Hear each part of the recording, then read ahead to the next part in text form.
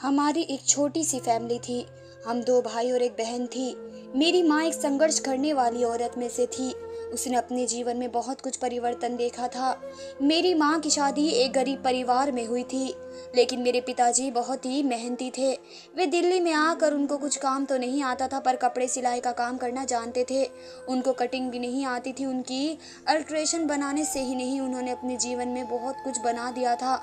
जैसे कि हम दोनों भाइयों को और बहन को एक अच्छे स्कूल में पढ़ाया था और हमें इस काबिल बनाया था कि मैं आज जॉब करता हूँ, अच्छी तनख्वाह, और मेरे घर में मेरी माँ की बहुत चलती है। मेरी माँ ने अपनी पसंद की लड़की से मेरी शादी की थी। मेरी पत्नी बड़ी पढ़ी लिखी और सुशील और बहुत ही अच्छी थी। मेरी माँ का कहना बहुत ही मानती थी। मेरी शादी को 3 साल बीत चुके थे, पर अभी तक मेरी कोई औलाद नहीं थी। अब मेरी माँ मेरी पत्नी को रोकने लगी थी कि 3 साल हो गए हैं, अब तुम दोनों ने बहुत परहेज कर लिया, अब घर में बच्चा होना चाहिए। और आज सुबह सुबह का टाइम था, मैं उठा था, मेरे कमरे में मेरी पत्नी मौजूद नहीं थी। ये देखकर मुझे बहुत ही हैरानी हुई थी, क्योंकि आज तक मेरे साथ ऐसा नहीं हुआ था।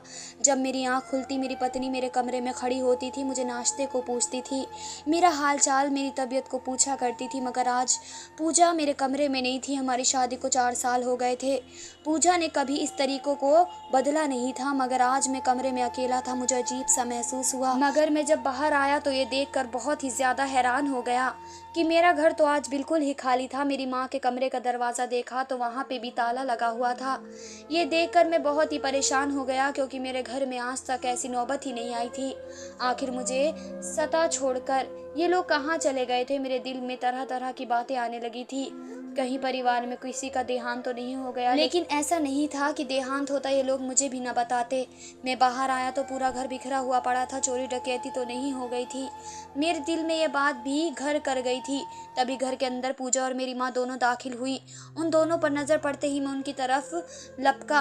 आज आप लोग कहाँ चले गए थे? मेरी पत्नी ने अपना सर झुका लिया, जबकि मेरी माँ ना चाहते हुए बोली, बेटा आज तुम्हें मैं ऐसी खुशखबरी सुनाने लगी हूँ कि तुम खुशी से झूम उठोगे, भगवान के चरणों में गिर जाओगे। ये तो मेरी माँ के बोल थे, लेकिन ये मामला कुछ और ही था।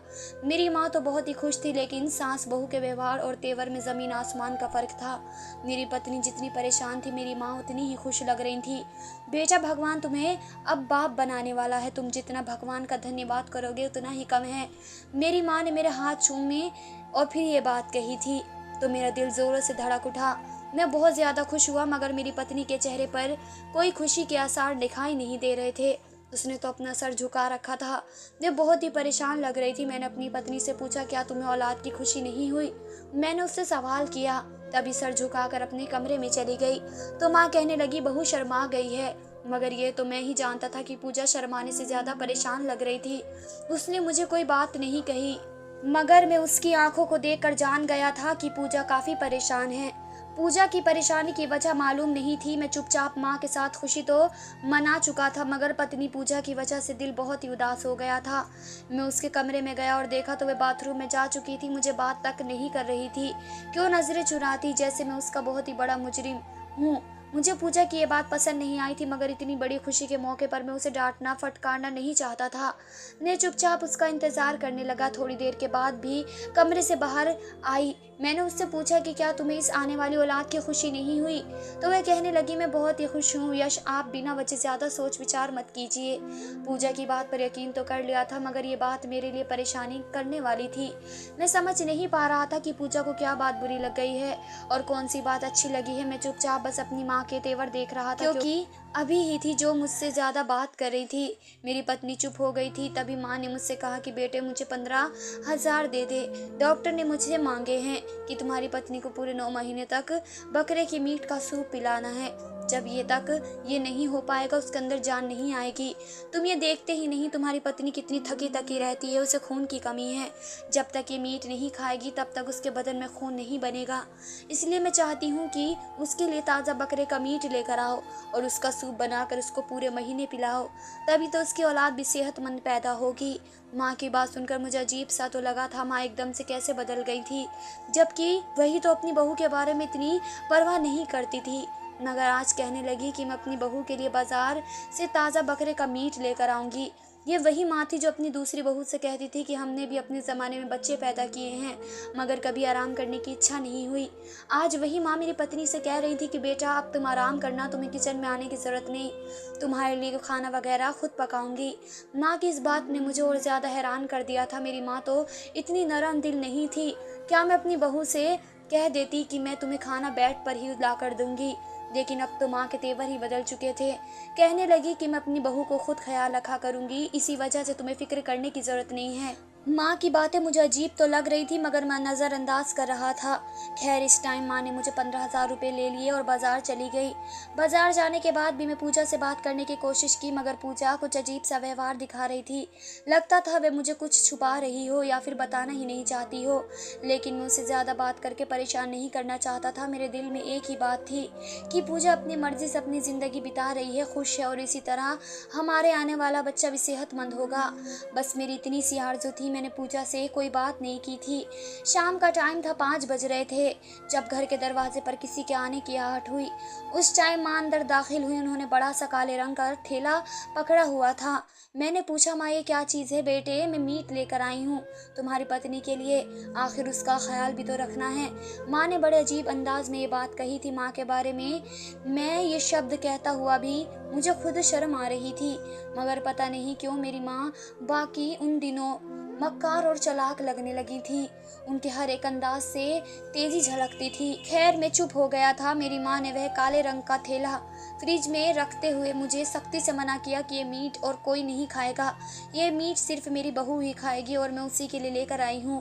वैसी मीट को खाएगी, तुम लोगों के लिए मैं अलग से मुर्गे का मीट बना दूंगी, पर ये बहू ही खाएगी। उसका ख्याल बेटी से बढ़कर रखना होगा, वरना लोग क्या कहेंगे कि हम अपनी बहू की इज्जत कदर नहीं करते। माँ बड़ी अलग तरह की बातें कर रही थी। मीट फ्रिज में रखने के बाद उन्होंने सभी को ये बात बता दी कि मीट कोई नहीं खाएगा सिवाय पूजा के, क्योंकि पूजा को ही बच्चा पैदा करना है, इसलिए मीट उसे ही खाना जरूरी है। डॉक्टर की खास बात बताई हुई चीज है, ताज़ा और महंगा वाला मीट लेकर आई हूँ। माँ की इस बात से मुझे विश्वास और भरोसा तो नहीं था। मेरी माँ कभी भी महंगी चीज नहीं लाया करती थी। फिलहाल दिन यूं ही बीतने लगे थे, मगर अगले ही दिन माँ ने मुझे हैरान कर दिया। उस मीट की सूप बनाने लगी, जबकि उन्होंने हम सबको किचन में आने से मना कर दिया। खबरदार कोई भी किचन तक नहीं आएगा। मैं भी इस बात का कोई भी एतराज़ नहीं किया, क्योंकि फ़िलहाल ये सारी चीज़ माँ हमारे भले के लिए ही कर रही थी। उस दिन घर में बहुत ही बेचैनी सी थी। माँ ने मीट पका दिया, पकाकर खाने की मेज़ पर रखा और हम सबको बुलाने लगी, मगर पता नहीं क्यों वह मीट मुझे अजीब सा लग रहा था। माँ ने मेरी पत्नी के लिए ख़ास तौर पर भी मीट खाने को कहा था, मगर मुझे उसे देखकर घिन महसूस हो रही थी। मीट तो मैं भी खाता था, पर वह अजीब सा लग रहा था। मेरी पत्नी ने भी ये बात उन्हें समझाने की कोशिश की, मीट खाने का मेरा मन नहीं है, मगर माँ ने जिद पकड़ रखी थी। क्या हो गया बेटा, मैं तुम्हारे लिए इतनी परेशानी से बनाया है, इतना महंगा मीट लेकर आई हूँ और तुमसे खाया नहीं जा रहा। आजकल के बच्चों की अजीब तबीयत हो गई है, सही चीज़ खाते नहीं और गलत चीज़ सुबह शाम खाते रहते हैं, जो कि सेहत के लिए ठीक नहीं होती। माँ का लंबा चौड़ा भाषण सुनने के बाद बेचारी पूजा किसी तरह कड़वा घूंट भर के मीट का सूप पीने लगी। मुझे पूजा पर तरस भी आ रहा था, मगर माँ के डराने और धमकाने पर मजबूर हो गई थी। मैं उन्हें भी कुछ नहीं कह सकता था। चुपचाप पूजा ने वह सारा सूप खत्म कर लिया, मगर उसके बाद उसके तेवर फिर से बदल गए थे। कमरे में हम लोग गए तो पूजा के चेहरे पर साफ नाराजगी के आसार दिखाई दे रहे थे। पूजा कहने लगी, मेरी तबीयत खराब हो रही है, मुझे डॉक्टर के पास जाना है, लगता है मुझे उल्टी आ जाएगी, मेरे पेट में जलन हो रही है।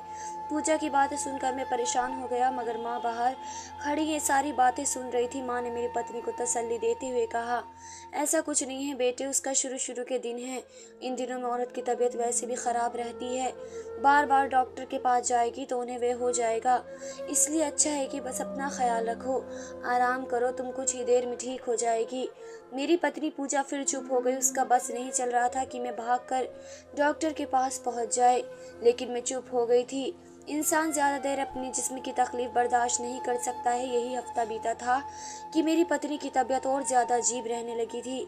उसे इतनी तकलीफ होती थी कि बिस्तर पर आराम से सो नहीं सकती थी।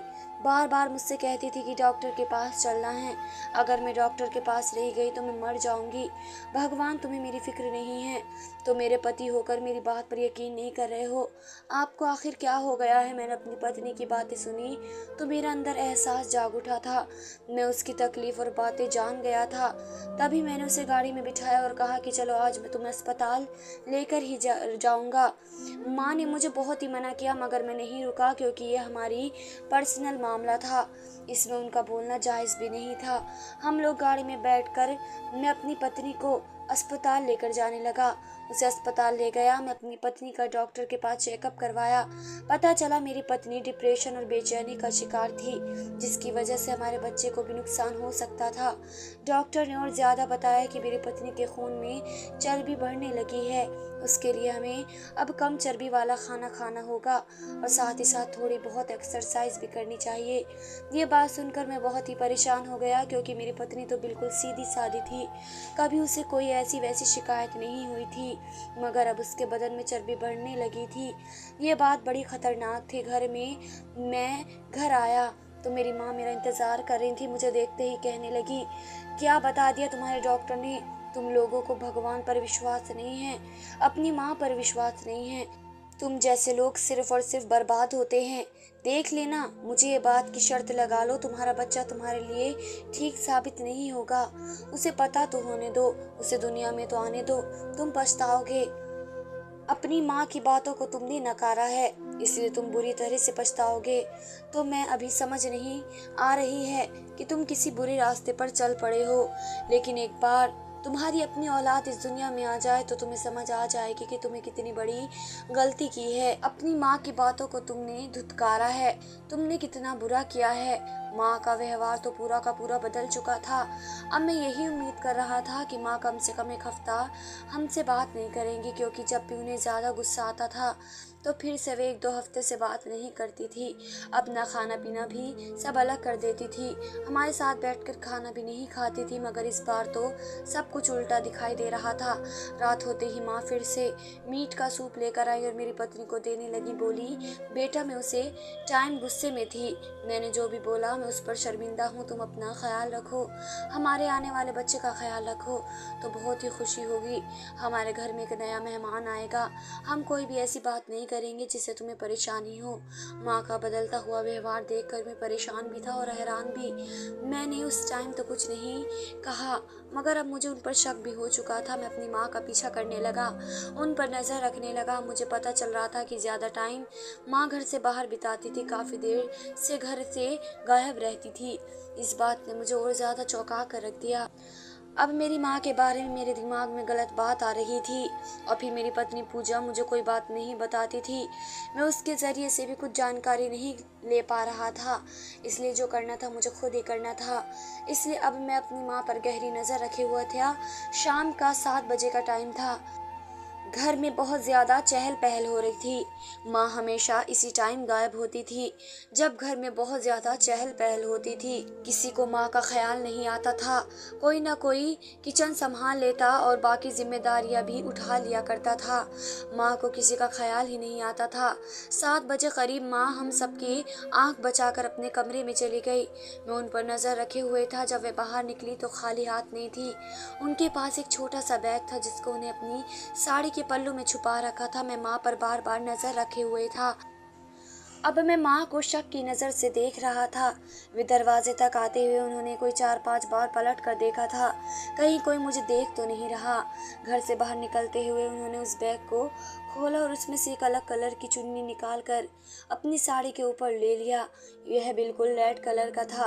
मैं दबे कदमों से चलने लगा। मैं अपनी माँ का पीछा करने लगा, क्योंकि मैं उन लोगों में इसलिए नहीं था जो वे जुल्म करता पर चुप रह जाए। उनका पीछा करते करते मैं काफ़ी दूर आ गया था। मुझे लगने लगा था जैसे मैं अपने घर से करीब 3-4 किलोमीटर आ गया हूँ। माँ भी बड़ी तेज़ी से चलती जा रही थी। पहले तो मैं थक कर उनके पास जाने वाला था, पूछने लगा था कि वे कहाँ जा रही हैं, मगर यूँ तो मेरी माँ अपना जुर्म कभी भी नहीं बताती। तभी मैंने देखा कि माँ एक झोपड़ी के अंदर दाखिल हो रही थी। सामने का मुझे देखकर मेरे कदमों तले ज़मीन निकल गई। झोपड़ी की जमीन पर एक गधा लेटा हुआ था, जिसे शायद अभी अभी बाली दिया गया था। माँ ने वहां पहुंचते ही उस आदमी को बुलाया और कहा कि जल्दी से मुझे 5 किलो मीट इस पन्नी में डाल कर दे दो। बाकी का मीट मैं खरीद तो नहीं सकती, लेकिन तुम्हें उसके पैसे जरूर देकर जाऊंगी ताकि तुम्हारा नुकसान न हो। फिलहाल तो तुमने मेरे लिए अपना इतना कीमती जानवर बलि दिया है। तुम्हें इस जानवर से तो बहुत सारे काम हो सकते थे, लेकिन तुमने मेरी वजह से इस जानवर की बलि दी है। मैं तुम्हारी मेहनत को खराब नहीं जाने दूंगी। माँ ने उस आदमी से कहा तो वह कहने लगा, कोई बात नहीं, आपने पहले भी मुझे 2 जानवरों का पैसा फालतू दिया है, तो माता जी मैं आपके लिए इतना तो कर सकता हूँ। आप आराम से और तसल्ली से लेकर जाइए और बाकी के मीट की चिंता छोड़ दीजिए। आप अपने मकसद में कामयाब हो जाइए। और माता जी मुझे आपकी जुबान पर विश्वास है। मैंने ये सब देखा तो मेरे तेवर ही बिगड़े हुए थे। मुझे अपनी माँ पर गुस्सा आने लगा था। मैं जल्दी से उस झोपड़ी में पहुंच गया और तेज आवाज से माँ को बुलाया। मुझे देखकर माँ का रंग बिल्कुल फीका पड़ गया। उनके सर पर ऐसे लग रहा था जैसा आसमान गिर पड़ा हो। मुझे देखकर हड़बड़ा गई। बेटा तुम यहाँ कैसे आए? फिलहाल उन्होंने अपने आप को काफी संभालते हुए और घबराते हुए काबू पाने की कोशिश कर रही थी, मगर मैं भाप चुका था उन्हें और उनको अपने रंगे हाथों पकड़े जाने का एहसास सता रहा था। नजरें झुकी हुई थी, मगर शब्द में अहंकार बाकी था। बेटा मैं तो यहाँ गधे का मीट देखने आई थी।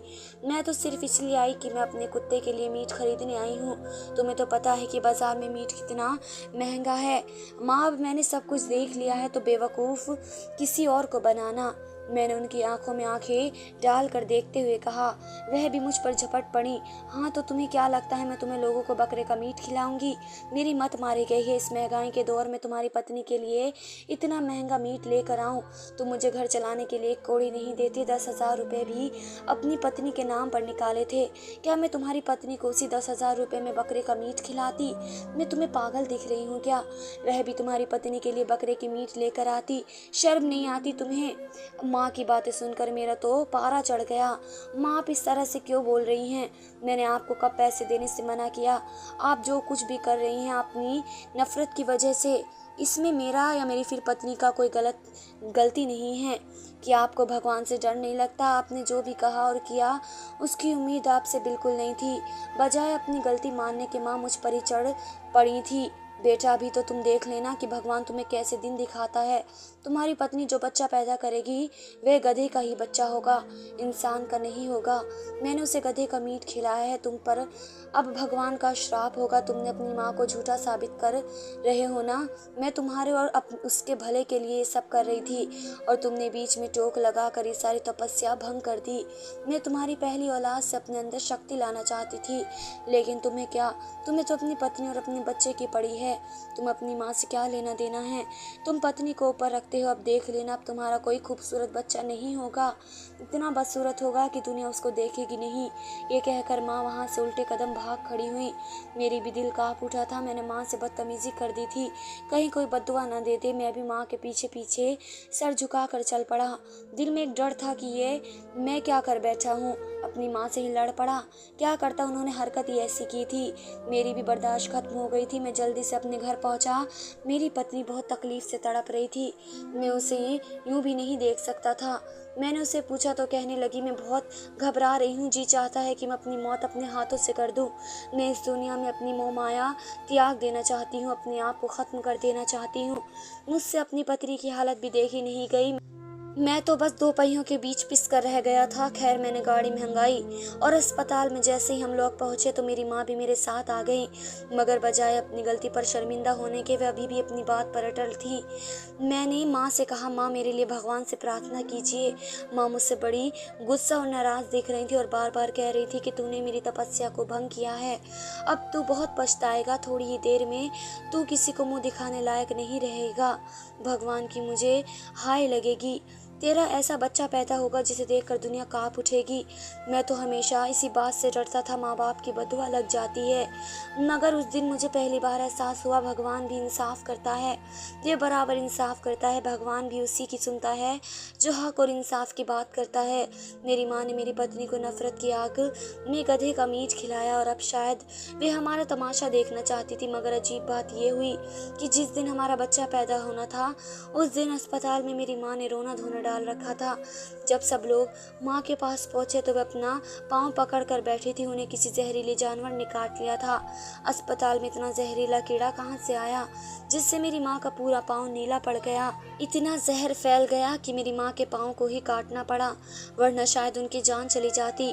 भगवान इंसाफ करने वाला है। जो कदम बुराई के लिए चल कर गए थे, भगवान ने उन्हें सजा भी दे दिए। मगर मेरी माँ को अभी भी अकल नहीं आई। वे कह रही थी कि सब तुम्हारी लापरवाही की वजह से हुआ है, जबकि मैं समझता हूँ कि भगवान का श्राप था मेरी माँ पर, क्योंकि वे एक मासूम सी जान के पीछे पड़ी हुई थी और अपने आप को न जाने वे क्यों शक्तिशाली बनाना चाहती थी और वे मेरे पहली औलाद को खा जाना चाहती थी। और ये सब वह किसी ढोंगी बाबा के कहने पर कर रही थी। और ये सब अपने आप को शक्तिशाली बनाने के चक्कर में वह गलत रास्ते को अपना बैठी थी। मेरी माँ एक साहसी और मेहनती औरत तो थी, पर अब वह अपने आप को गलत रास्ते पर ले गई थी। मगर माँ की श्राप मुझे लगती तो और सज़ा मिलनी होती तो मेरा बच्चा सेहतमंद क्यों पैदा होता।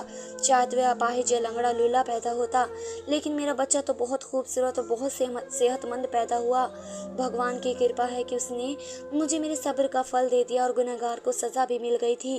मैं अपनी माँ को अभी भी बहुत प्यार करता हूँ, क्योंकि वे बहुत अच्छी औरत थी और वह गलत दिशा में चल गई थी। मैं अपनी माँ की अभी भी सेवा करना चाहता हूँ, लेकिन मेरी माँ का दिमाग उस ढोंगी बाबा ने पूरी तरह से वॉश कर दिया है। इस वजह से मेरी माँ मुझे ही दोषी समझती हैं।